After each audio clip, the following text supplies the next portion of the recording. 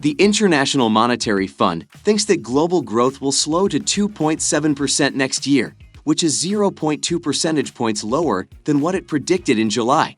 It also thinks that for many people around the world, 2023 will feel like a recession.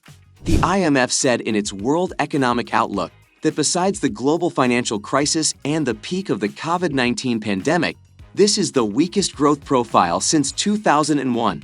Its estimate for this year's GDP stayed the same at 3.2%, which is less than the 6% it predicted for 2021. Hello, and welcome to our YouTube channel. Today we will talk about will the economy get better or worse in 2023? However, before we begin, we start discussing in detail. We would greatly appreciate it if you would subscribe to our YouTube channel and also press the bell icon. Let's get started. The worst is yet to come, and for many people 2023 will feel like a recession, the report said, echoing warnings from the UN, the World Bank, and many global CDOs. The three largest economies, the United States, the European Union, and China, will continue to slow down, the report said. More than a third of the world economy will have negative growth for 2 quarters in a row. The IMF's chief economist, Pierre-Olivier Gourinchas, told CNBC, based on the report, that next year will be hard. He said, the economy is going to slow down and hurt a lot. Volatile conditions. In its report, the IMF listed 3 big things that are slowing growth right now: Russia's invasion of Ukraine, the rising cost of living, and China's slowing economy. Together, they make for a volatile time in terms of the economy, politics, and the environment. The report says that the war in Ukraine continues to powerfully destabilize the global economy. As a result, there is a severe energy crisis in Europe and damage in Ukraine. Since 2021, the price of natural gas has gone up by more than 4 times. The IMF thinks that global inflation will reach its highest point in late 2022, going from 4.7% in 2021 to 8.8%, and that it will stay high for longer than was previously thought.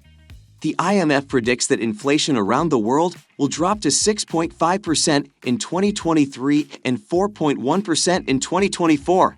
The agency pointed out that monetary policy was getting tighter all over the world to fight inflation, and that the US dollar was powerfully appreciating against other currencies. China's zero-COVID policy and its resulting lockdowns continue to hamper its economy. About 1/5 of China's economy is made up of real estate, and as the market struggles, the effects are still being felt around the world. The report said that the shocks of 2022 will reopen economic wounds that were only partially healed after the pandemic. This means that the shocks will hurt emerging markets and developing economies. In its Global Financial Stability Report, which came out right after its World Economic Outlook, the IMF also said that the economic outlook had worsened. The report said, the world's environment is fragile, and there are storm clouds on the horizon. Policymakers around the world are dealing with a financial stability environment that is more difficult than usual. The report says that more shocks may cause market illiquidity, disorderly sell-offs, or distress. At the 2022 annual meetings of the International Monetary Fund and the World Bank Group, the World Bank's Managing Director of Operations, Axel van Trotsenburg, said things that were similar to what was said in both reports. It looks like extreme poverty is getting worse again. How many people are living on $7? That means that 47% of the people in the world live in poverty. It's clear that people are hurting, Van Trotsenburg told Jeff Cutmore of CNBC. The U.S. Bureau of Labor Statistics said that inflation was lower than expected in October. However, things like housing, food, and energy were still some of the biggest reasons why consumer prices are still rising at a historically fast rate. Inflation is a way to figure out how fast prices for a wide range of goods and services are going up. The Consumer Price Index, which is a key measure of inflation, went up by 7.7% in October compared to the same month last year. This is the smallest 12-month increase since January. Dow Jones says that economists expected an annual increase of 7.9%. A group of goods and services that cost $100 a year ago now cost $107.70. The annual rate is lower than its peak of 9.1% during the pandemic in June and its reading of 8.2% in September, but it is still close to the highest levels since the early 1980s. The economy of the world is historically fragile. The IMF also said that the risk of monetary, fiscal, or financial policy miscalibration had raised sharply, that the world economy remains historically fragile, and that financial markets are showing signs of stress. Analysts are arguing about whether or not the Federal Reserve did enough to stop inflation in the U.S. before the report came out.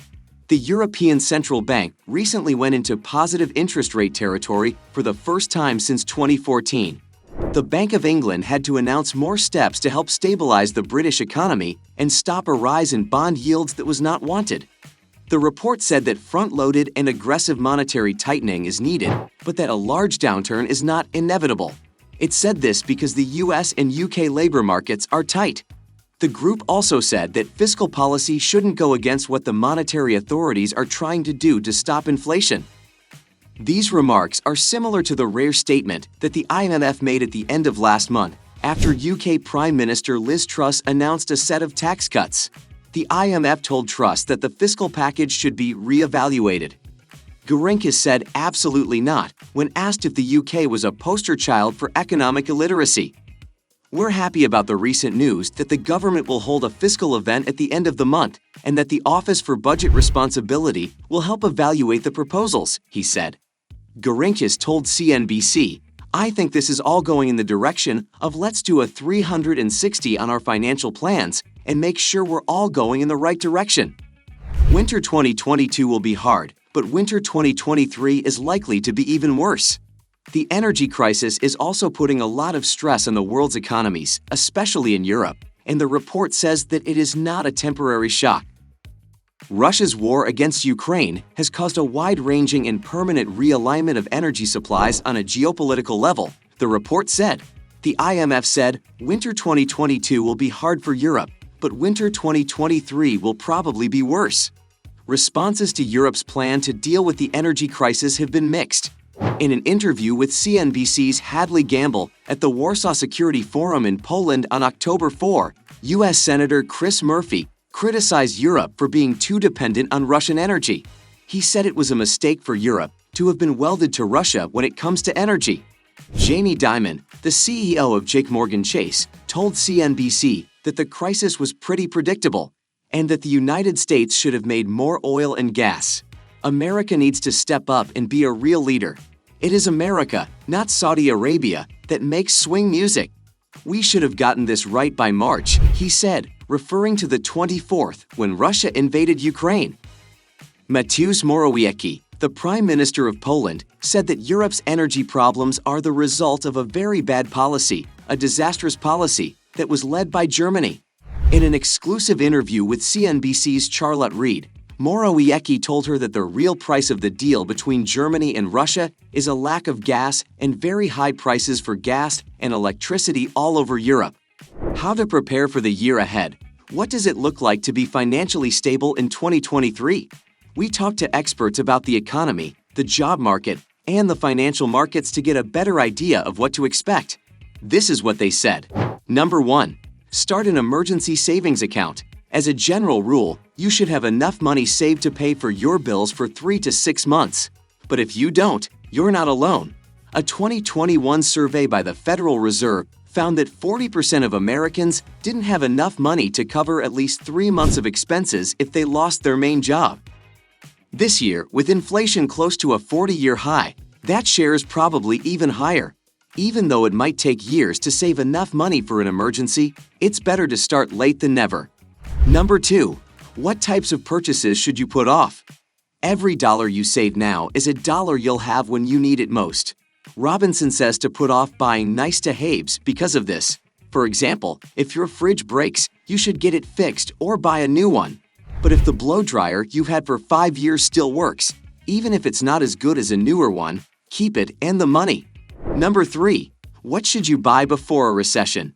Robinson said that if you think you won't have a regular paycheck in a couple of months, it's not a bad idea to stock up on household items and foods that don't go bad while you still have a regular paycheck. But don't get too excited, he warned. I'm not telling you to go outside and act like the sky is falling and a nuclear winter is coming. Robinson said to try to pay off as much debt as you can, especially any debt with a high interest rate. Number 4. What should you avoid doing in a recession? Robinson said that during a recession, you shouldn't waste money and go over your budget. And if you can help it, Newman said, don't get any more debt. So that's it for today.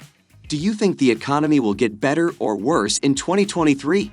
Share your thoughts in the comments section below. Also, don't forget to hit the subscribe button and press the bell icon for all the latest updates. Thanks for watching.